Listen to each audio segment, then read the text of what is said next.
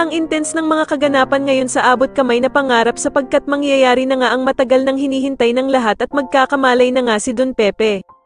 Dito nga ay agad na ipapatawag ni Don Pepe ang kanyang abogado para pirmahan ang last will and testament na ginawa nito para maalis si Zoe sa mga pamamanahan niya.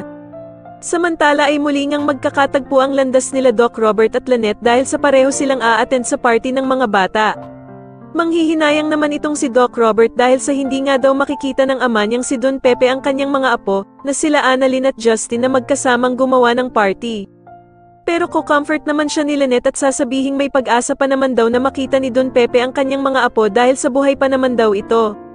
Subalit mukhang nawawala na nga ng pag-asa itong si Doc Robert at sasagutin niya nga si Lynette na kung paano nga daw kung hindi na daw tuluyang magising ang ama niyang si Don Pepe. Sa kabilang banda naman ay ikakabigla naman ni Justin ang pagdating ng ina niyang si Giselle sa party at magagalit pa nga siya kay Annalyn dahil sa kung siya ba daw ang nagpapunta dito. Sasagutin naman siya ni Annalyn na gusto lang naman daw sana niyang magkausap silang dalawang mag-ina. Pero agad namang hihingi ng tawad itong si Giselle sa anak niyang si Justin at aalis na nga lang daw siya. At dito nga habang papaalis si Giselle ay agad naman siyang pipigilan ni Justin at mukhang lalambot na nga ng tuluyan ang puso nito. Samantala matapos ngang magbigay ng regalo na kwintas itong si Doc Lyndon kay Annalyn ay hindi naman magpapatalo itong si Harry at magbibigay nga din ito ng regalo kay Annalyn.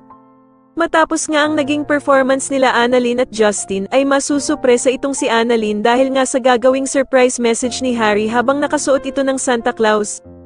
Sa kabilang banda naman ay sa wakas nga at mangyayari na ang matagal nang hinihintay ng lahat at tuluyan na ngang magkakamalay si Lolo Pepe. Sa tingin nyo dito na nga kaya tuluyang makulong ang bruhang mag-ina na sila Zoe at Moira kasama na din ang kasabwat nilang si Doc Carlos, mas lalo na nga talagang nagiging exciting ang mga susunod na kaganapan kaya naman ay mas lalo pa nating abangan ang mas lalong gumigandang abot kamay na pangarap. Maraming salamat po sa inyong panonood at sana po ay ma-subscribe nyo ako. Maraming salamat po.